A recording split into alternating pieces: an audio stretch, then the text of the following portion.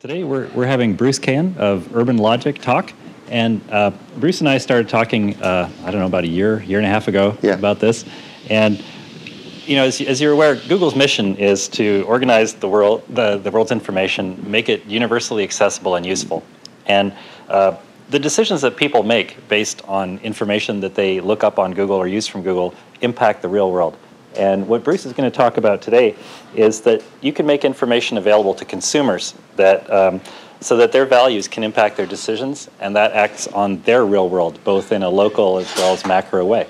So, Bruce, take it away. Thanks. Thank you, Ross. Is this mic okay? Okay. So we're an intimate group, and we'll just proceed that way. And thanks all for coming. And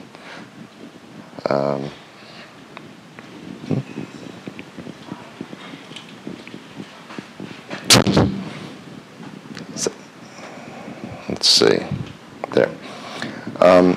As Ross said, I mean, our challenge is to connect shoppers' values and how they spend their money, and can we grow social wealth out of that? There are benefits for consumers.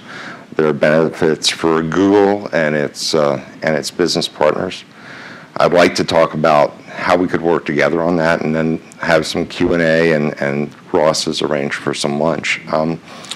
Before I go any further, I have a neuromuscular thing that'll make my head shake. I'm not going to collapse. I've had it since I'm 8. I even have a childhood friend here to vouch for the fact that since age 15 it's been the same. Exactly. And Michael. And so I wouldn't be put off by that. Second, what you're seeing is about 7 years of work to boil down into what we'll talk about. TED conferences are some of the most inspirational that I've seen, and I thought I'd start off with some intersections to the work that I'm working on. Our brains are prediction machines, and they're based on taking in and storing experience. Our physics is built on the beauty of nested layers of simple relationships. Our society is built by seeing, acting on, and communicating the meaningful in your life. Simplicity sells, according to David Pogue. Dignity means more than wealth. Patient capital means more than charity. Democratization of content is the literacy of this generation.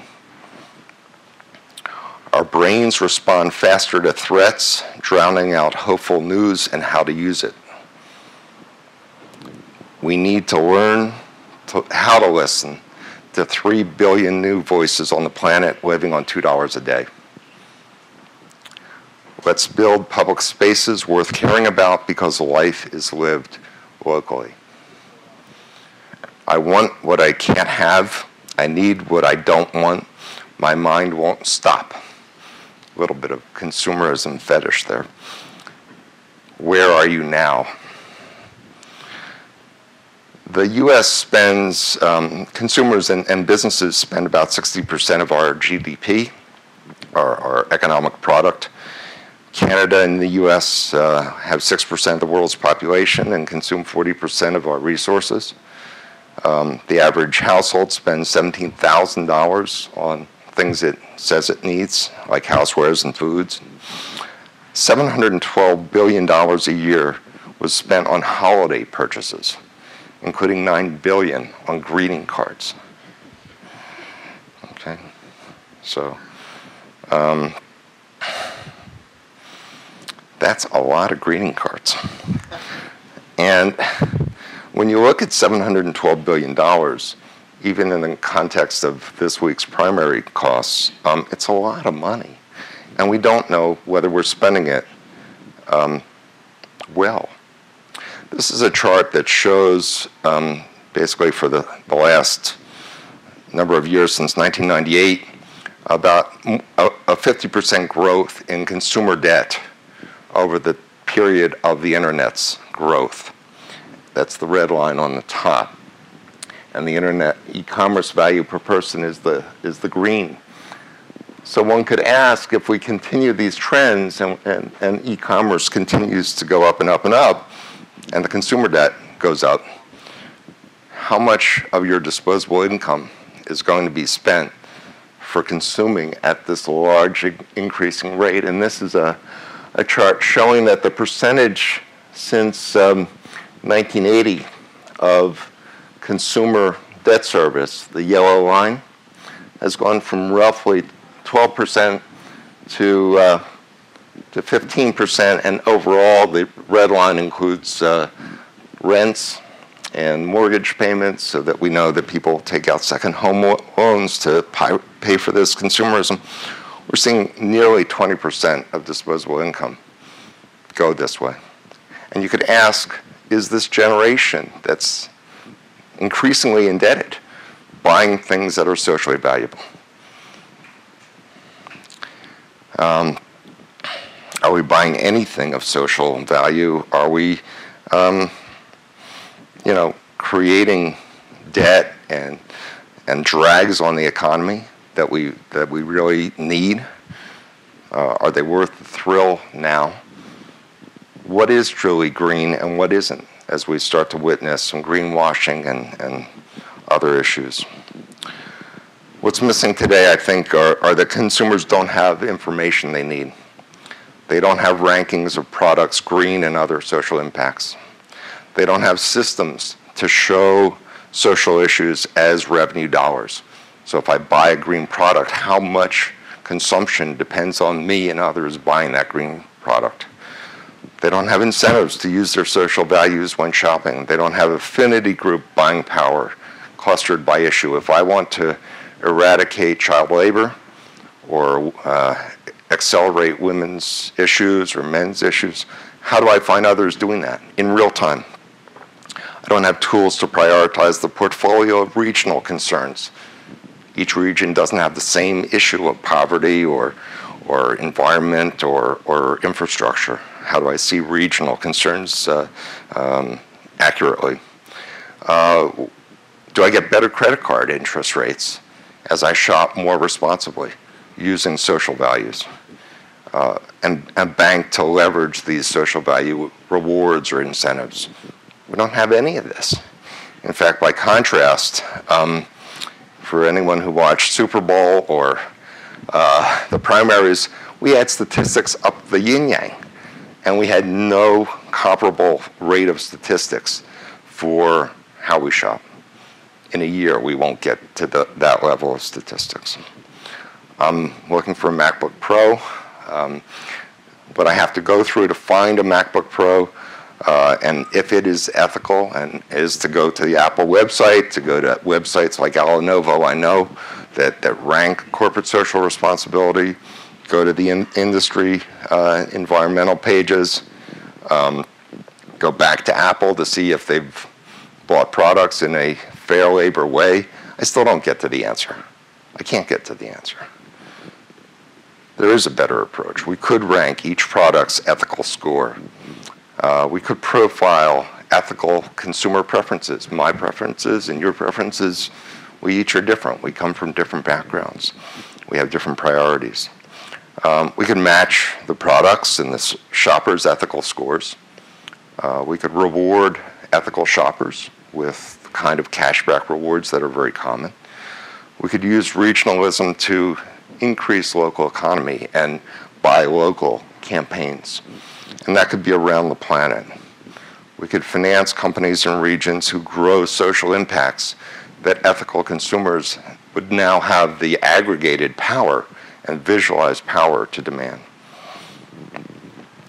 This is my view of how Google serves shoppers today, and you know, it's what you do, and you do all kinds of amazing things here. I'm asking you to do a little more with at the end of the talk. So we go and we search for the product, and we go on my mobile device. I find a store that's selling it. I go and look for the best price in a catalog or whatever, and then I go buy the product and check out with it. Simple. The power in that transaction is all in the manufacturer's hands, all in the retailer's hands, not in the shopper's hands when you're looking at social values. There are synergies at Google to build what's missing. And these are just a few of many, and I'm sure you can think of dozens more. But clearly, you've got the analytics to help merchants understand the greater market power of serving the socially aware consumer. You have finance. You have your way of looking at the financial markets that could plot the financial power of socially active consumers. You have iGoogle and Google Health that are ways of customizing the browser experience or customizing the interaction with the information. Blogger and Orchid and Google Groups, obviously ways of communicating across affinity networks and building those and feeding them more accurate information of who cares about given social issues. You have the .org and your grants and your philanthropy and clearly some of the initial inertia to get the products out there and to see what people want may come from there. And then the most talked about feature is Android and your mobile presence and what's that going to do and how are you going to distinguish that service?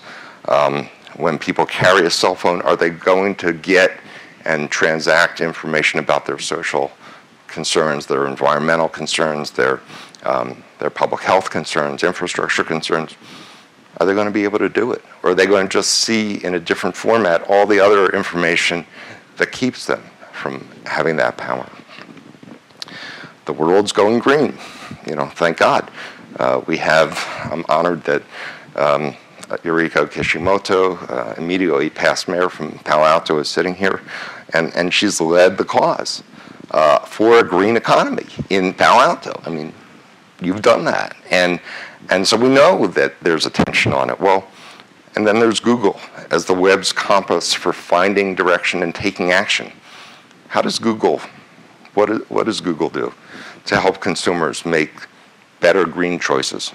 Where does Google fit into a green world? I don't know the answer.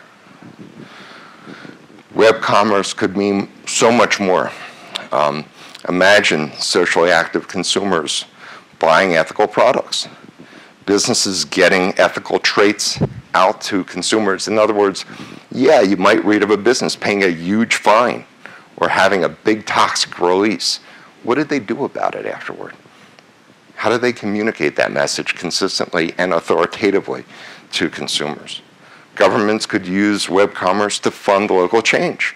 Instead of just walking up to Sacramento or walking up to Congress and saying, give us money, or pleading for a bond initiative, guess what? The social commerce could prioritize that issue, and we'd have ways of aggregating that demand. Banks could reward consumer and business social impacts.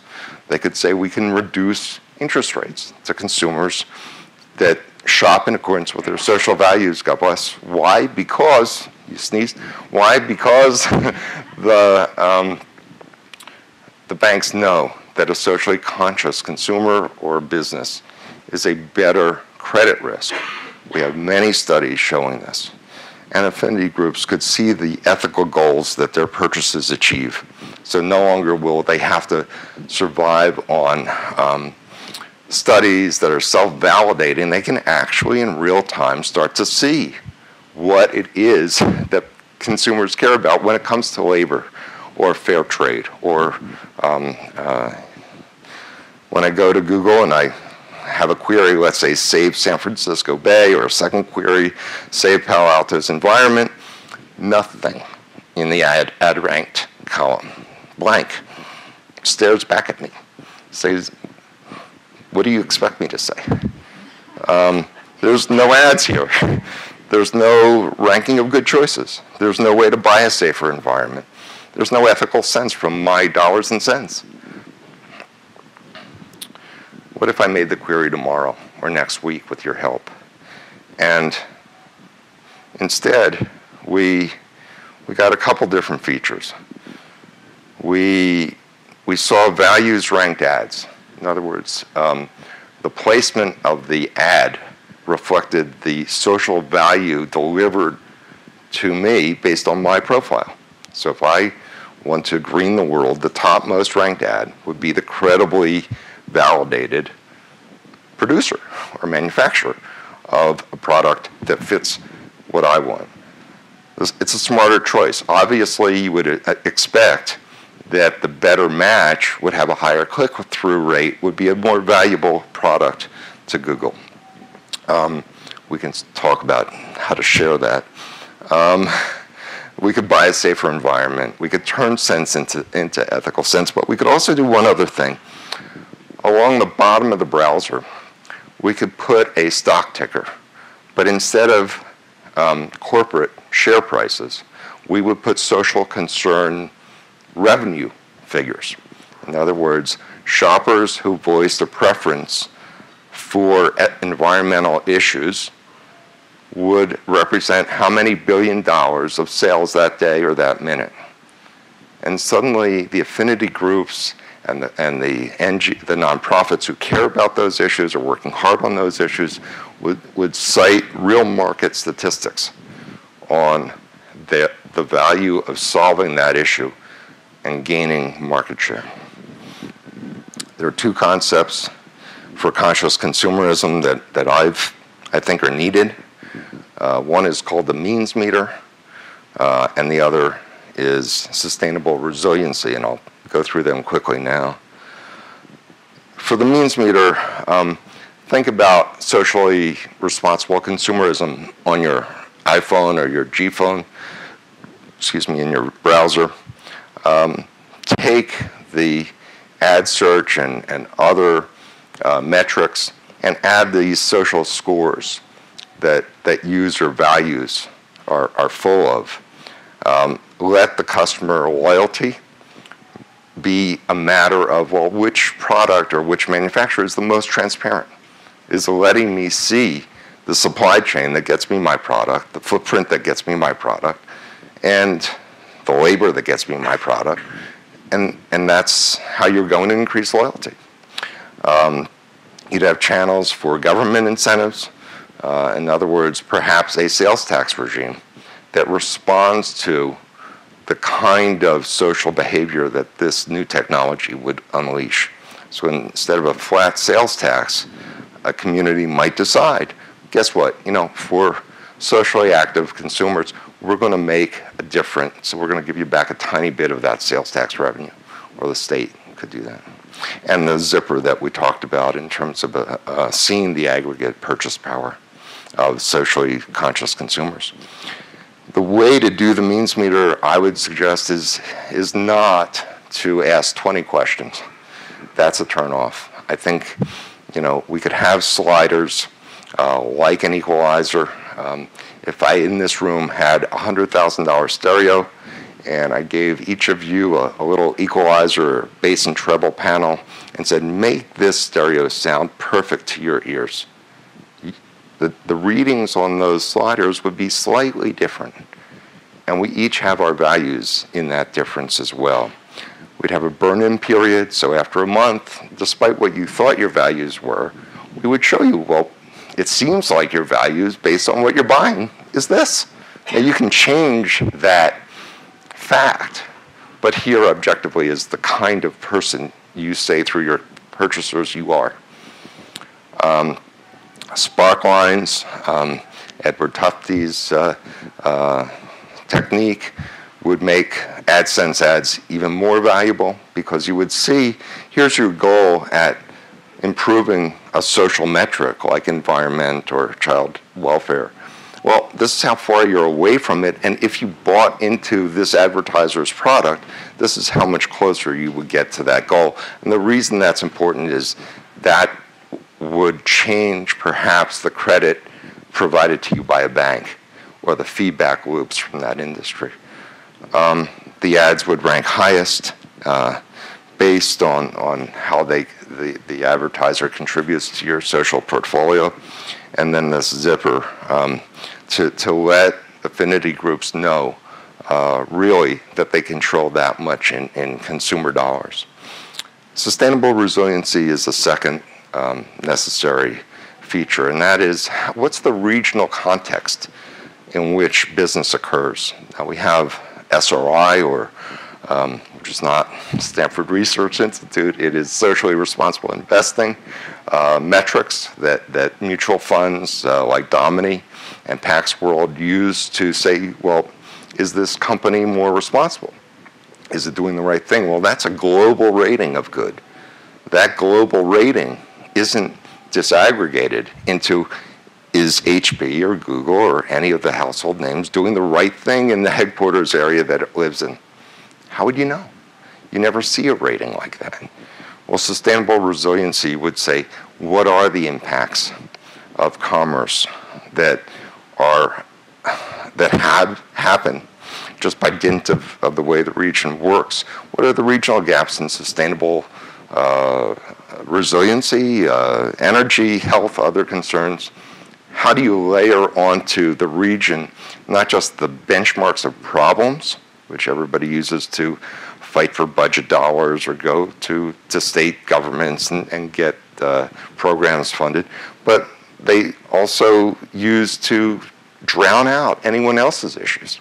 If you layered those on top of each other regionally, you could actually have a layer cake, a balanced portfolio approach to managing these concerns so that Wall Street and government credit ratings could improve for regions that do a better job of growing their sustainable resiliency. That doesn't happen today. And then ultimately you have this advocacy tool, this goal setting for consumers to say, I want my issues, my region, to improve its performance in this social, sustainable resiliency world. We can get the web content from unexpected places. As you know, corporations are investing a lot in enterprise knowledge management software, in GIS, geographic information systems, in risk management, supply chain. There are ways to tap into those systems to see the supply chain in a very different way.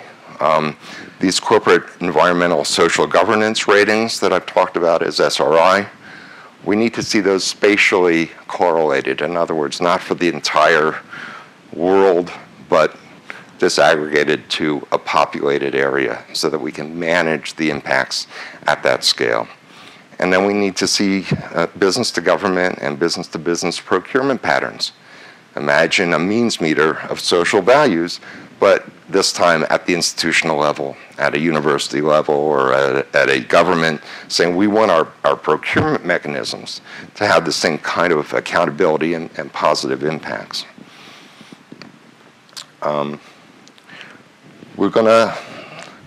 saying let's give away Android phones for free. I don't know, but you have enough reason to want to take your social values on the road, and there's enough constant use of that information as you express yourself through purchases that to distinguish Google's mobile phone and their ads as a user experience, I think you have to give the consumer much more validating and invalidating information than just talking at them saying you'll feel better if you buy this, or you'll be like Paris Hilton if you buy this, or Tiger Woods if you buy this. I mean, that's nonsense. We can make the information really valuable, and then everyone will want a Google phone because they'll want to use values-based commerce.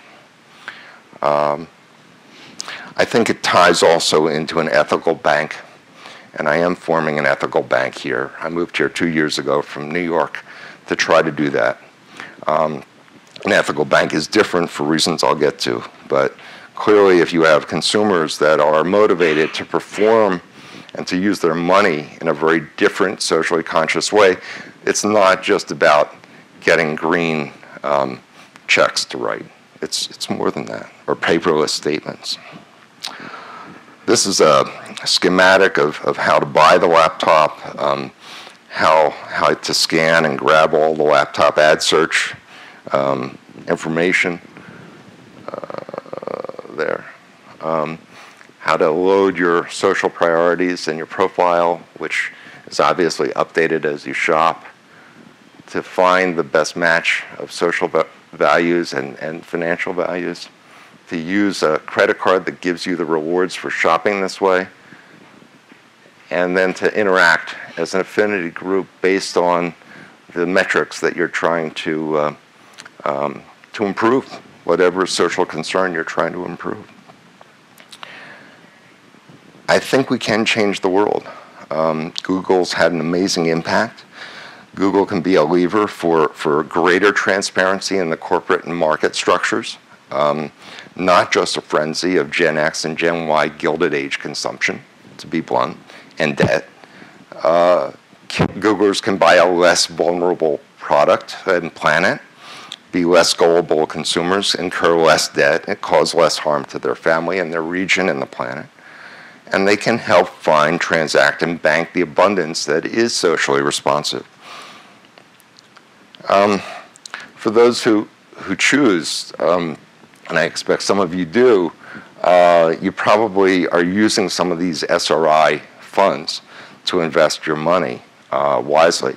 And I just wanted to give you a scale of where that fits. Here are all the socially responsible investment funds.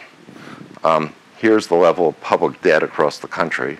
Here's the GDP, the gross domestic product, the size of the economy. And here's the amount that are socially screened by different issues. And you see, it's not a lot relative to some of the billions and trillions we've been talking about. And as you'll see, the relative importance of funds that are screening for issues that you might call important is tiny. So if we're talking about animal rights, or no pornography, or no gambling, or no alcohol, or equal employment, tiny voice of dollars speaking to those issues. Tiny. Through the socially responsible investment funds. It's a great industry. It's had a great impact. It's not enough to move the planet fast enough to solutions we care about. I've mentioned a few times this notion of an ethical bank. I think that we need a new form of banking to supplement what we've had. You've seen reports of subprime. There were S&L crises before, and there were all kinds of excesses. And basically the excesses, I think, trace to the fact that the banks don't have a measure of their regional impacts. They don't see not to make credit available at the price they make it, in the quantity they make it, in a place that has not the jobs or the other drivers of growth. The means meter helps those drivers occur, helps those jobs occur. Anyway, credit rating agencies can take a bank's greater continuity of revenues into account and grow the supply of money for this.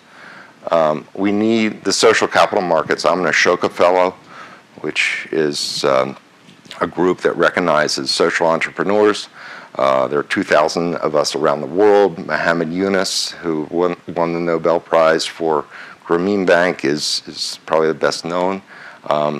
And so the social capital markets are very constrained. When you donate to a nonprofit, the cost of funds to the nonprofit is roughly 30% by the time you find the money and use the money as a nonprofit and report that you used them. We need social capital markets that are much more efficient than we have. One of my favorite examples of a socially responsible bank is Wainwright Bank in Boston. And they've been around for close to 20 years. And let me show you their stock price over the last 2 years. So yellow is Wainwright Bank. Blue is Citibank stock prices. Purple is Wainwright Bank, up 40% in 2 years. And yellow is the entire banking sector, composite from Dow Jones. So you have a sense that an ethical bank doesn't give money away, doesn't lose money, is actually a safer way to bank, and that's because they are socially accountable. and they are regionally accountable, and they stick to their knitting, and they don't engineer financial products for the sake of driving bonus seasons every year. The means meter, to sum up, would amplify user social goals in commerce, would voice them, would give them a stronger voice. The zipper, I think, is an important feature of putting the buying power of socially active consumers to work in positive ways. Sustainable resiliency does dignify an awful lot of concerns, but in context and relative to other issues in that context, and says what regions are doing an affirmatively better job of managing that portfolio of concerns. I think the Android phone could be an amazing tool for ethical consumers if we make it so. And then an ethical bank to actually incubate for the financial sector some of the ways that you use these new technologies to give the power of transparency back to customers and depositors and spenders. There are synergies here at Google. There are tons of them. Ross has whet my appetite. I read what you do every week. Let's build some of this. And if we have questions, I'd love to take questions from here. I know there are some remote sites that are hooked up for questions. And so that's what I came to tell you all.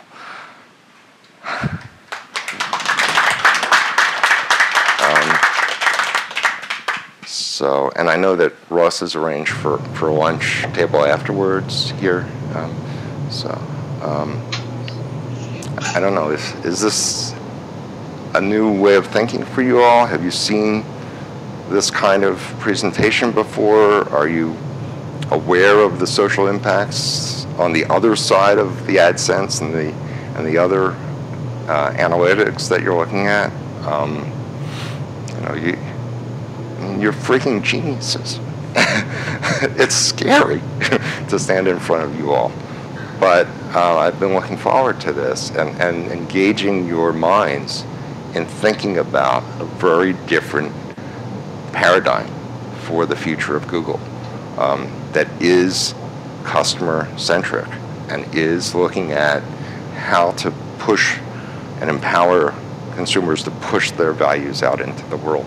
And by doing that, to grab much more content, as Ross said, into the web, to make that content much more useful, interoperable, accessible, open it up.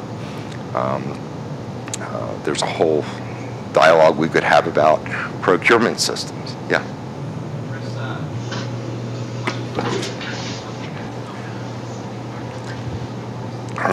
Just because the remote people.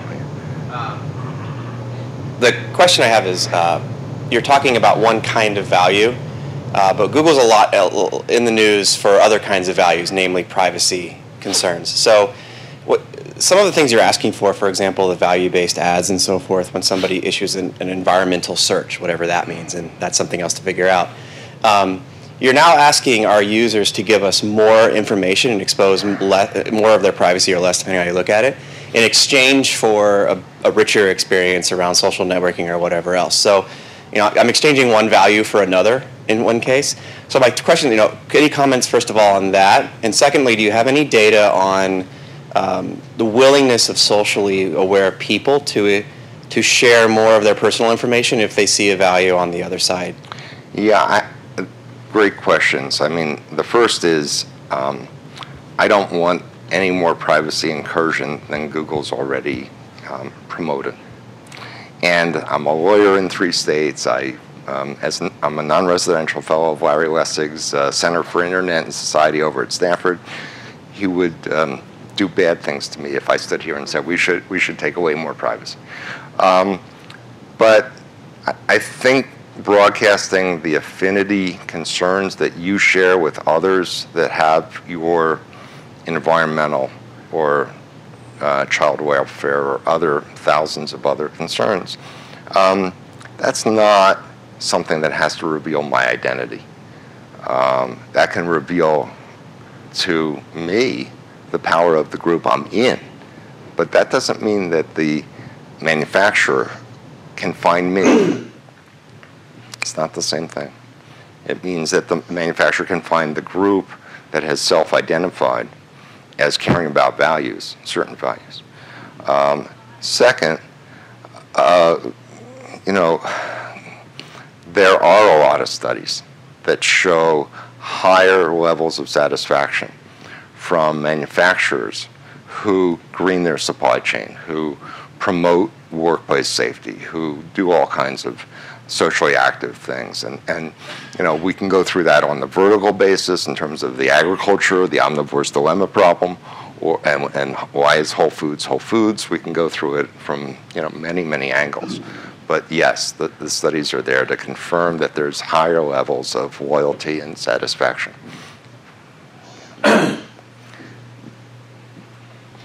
Yeah.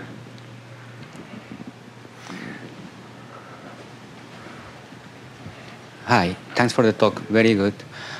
You make a lot of emphasis on the G phone. Do you think that is more important than just accessing the desktop? I think more people, or do you know if more people is buying on the phone than at home using the desktop? I don't know that answer, but I do know one answer. There's a study from Javelin Strategies that came out about 2 months ago that looked at why mobile banking, why do it? And they found that if somebody loses their credit card, they don't figure that out for 2 days. They lose their cell phone, they figure it out in 45 minutes. So the rate of identity theft losses to the financial sector might improve, might diminish, based on switching to a credit device that's embedded in a phone, so you can only lose the one thing. I don't have a preference for either. I'm sorry to overemphasize, because I really don't. I think the desktop will be a far richer experience for all of this than the phone. But the phone will be this persistent identity mechanism for the future. And so we're going to live in that phone. That's going to be how we relate to the world. We've got to make it useful. We've got to speak our values through this, as opposed to let a telephone provider give us content that we have to pay $4 a month for that doesn't let us be who we are to the digital world. Yes. Hi, great talk. Just a question. Can you tell us sort of what's been happening with companies disclosing how green they are and how socially conscious they are? Because sort of, I think that's the key element to understanding what I'm purchasing and what I'm, it's really still in its infancy. I mean, there are multiple standards. Someone in London tells me there are 160,000 ratings of good. 160,000 ratings. That's a lot of confusion. You can pick the rating. You want J.D. Power? Pick J.D. Power. I don't know what it means in a context. It's a nice gold emblem. So, I'm not going to choose what to trust among all these thousands of ratings. I'd rather have affinity groups say, guess what?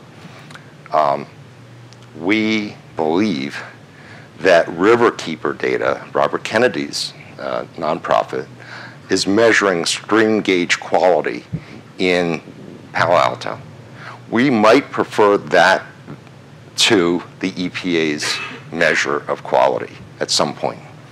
So that affinity group metrics of trust, what data do we really trust, weaves into helping to create a platform that brings in more and more data that either is or isn't trusted in use. So there's a little metadata characteristic about that.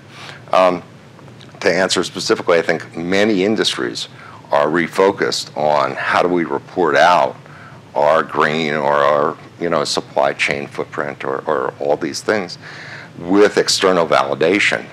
We're going to see, not because we want to see, but because it's a new market, we'll see dynamics to the carbon offset markets and how much we trust all that.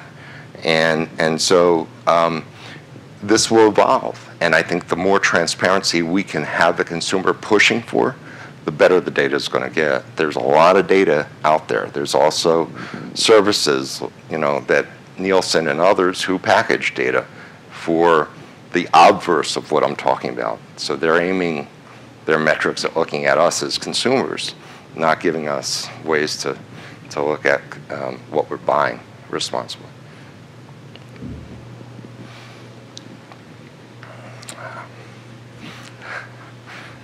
Yes, Mayor. So, well, I'm Yoriko Kishimoto. I'm the immediate past mayor of Palo Alto, and I've heard parts of this talk earlier, but I absolutely believe you're definitely going in the right direction. Thank you. And I know Google's mission is kind of organizing information, right, and data, and from my point of view, from the city, everything from their zero waste goal,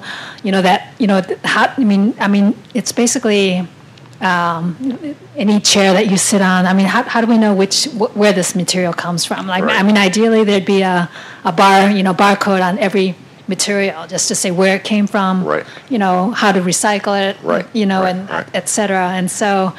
I know we're moving towards this place where everything is going to have these multiple layers of data. Absolutely. Yeah, absolutely. And question is how. Well, and how to pay for it all, Mayor. Because if the consumers demand it, paying for it is easy. If the consumers see it as a buried cost, it's not as easy. And so, I know what you've done in Palo Alto in terms of recycling. I mean, just amazingly difficult to get people to figure out, for instance, food waste and how to deal with food waste. And right. I mean, we've had lots of dialogue around, greening houses and environmental footprints for houses. Yeah. These houses get assembled in purchases per day. And if you buy a house, a renovation or right, or if you buy a house, how do you rate the house? And there will be an RFID tag that I'm sure the RE/MAX realtor will be pleased to affix once they find a profit motive for doing so. Really. And a drive-by, it won't be so hard. Because consumers will want it. Because a lender will say, if you buy a house that, by the way, is located on a mass transit route, we will give you a better rate on your loan than if you don't have the option to use mass transit and therefore have a higher energy footprint. Yeah, of course, NRDC's David Goldstein, he's the one who started that location efficient mortgage. LEM. Yes, right, yeah. And so that's definitely what you're thinking about. Absolutely. So right. Whether it's a big purchase or a tiny purchase, I think we can go there. So I guess one question is, one thing that's I know that's becoming a big success is the web-based loans. Yes. That you can Prosper and Kiva. Yeah. Right. So are you kind of keeping an eye on that, and can you build on that so you can have kind of direct bidding on certain? I think so. I mean, I just as a lawyer, I think if you're going to be in the lending business, you should just be a bank. I mean, it's hard. I don't. So that you believe there has to be this intermediate. I hear that. Yeah. I feel passionately that the microfinance movement is strong. Mm-hmm. That it should be free and open. But at the scale of dollars that I'm talking about, it's you're not at $500. You're not at $1,000. You're at much higher multiples, and you probably just need to be a bank. Would I love the means meter to work with Kiva or any of these groups? Yes. Do I think that the bank, an ethical bank, can bundle the cashback rewards of its consumers, and if the consumers decide to send it that way, can send it out to a Kiva and say, go lend. This is your cashback reward. It's in your monthly statement. But instead of keeping the money and spending it on a silly little catalog item, another Bose item, you can actually send it over to Kiva and start spending it there. It's just money. And so I think an ethical bank can do a lot to work with those services. But you do need a bank in the first instance to do a lot of this. Hi, Lila. Hi, Bruce. As I mentioned a few days ago, I'm starting an auction site for responsible outsourcing. And one of the biggest problems that we've faced is getting good data on what our vendors are doing as far as their labor practices. Yeah. And these 160,000 rating systems that you mentioned, a lot of them are kind of meta in that they ask U.S. companies to report on their supply chains and then audit maybe 5% of them. And I assume that the auditing processes they use are not as robust as we'd like them to be. Right, right. So my question to you is, are you thinking about how to handle this auditing process? Yeah. Are you planning to enter that game at all, or do you think that there are really good companies that are being formed to do that effectively? Well, a little bit of all of that. I confess I'm the son of an accountant. So my father would be pleased to know that I would think about the accounting systems that operate use a standard called XBRL, Extensible Business Reporting Language. And I've talked about spatially relating XBRL so that you take the typical Fortune 1000 balance sheet and you see, in terms of costs, you see labor. Imagine clicking on that cell and seeing a map of the world and seeing where the labor was and drilling into, well, we know they bought their labor from a certain spot on the face of the planet. We can, with NASA help and Google Earth, machinery, look down and say, well, that's actually a cesspool. That's not a good place for people to work. It's not safe. Or we have, from Transparency International, some corruption indices that we don't like. Suddenly you have a framework in which to use live accounting data, not survey spooned out data. You're actually in the innards of an ethical company, looking at the same data their CFO is using, and using that to, in real time, tell the company as well as its consumers that it's acting ethically. Why does the company want to know? Yes, they don't want to be sued. Yes, they don't want a Perrier, problem of rebranding after somebody finds something toxic, and on and on and on. Plus, they really want market share. There's some data that says they will get more market share and more loyalty from the green consumer than trying to hide and make believe this will go away. So I think if we deal and provide incentives to deal in the actual corporate data, that will be farther along in the social capital markets than relying on these sort of cottage industries of rating services that led to the 160,000. But we can use the 160,000 too. I just don't think it's enough. We're about to run out of time. I've got lunch tables set up for people who'd like to join us. And I'd just like to ask Bruce one more question. Sure. It seems like this is really bringing together a whole bunch of data and automation in order to make something work a lot better. There's little bits and pieces of this that you see that are out there already, but they're not tied together, or they only work in a tiny area. Yep. Google is very much a data-driven company. Right. And I would ask you, what is the simplest experiment that Google could do that would generate data that would support this? I wouldn't call it quite a hypothesis because it's pretty obvious it works, but what could generate some data that could really show that it's worth pushing on this? Ross, I think the food and beverage vertical is live. I think the consumer electronics vertical is live. We're looking at, if you coupled the existing data, I showed you the industry's laptop thing. That data exists, and it's updated monthly, I think. What do the companies that register their data through EPA and EPEAT, how do they perform in these other metrics? That would be a tiny real-world example that we could do this afternoon. I think food and beverage is important because we all are buying food every few days, and so connecting the pattern of social awareness to eating, like an omnivore's dilemma thing with Michael Pollan, is a good thing to do, and it will drive demand for other services. So that's one that I'm looking on right now. And the food and beverage industry is the grocers associations. They're getting very active in this supply chain transparency stuff. Okay, great. Well, I'd like to thank Bruce, and we'll be having lunch afterwards. Thank you all for coming. Thanks for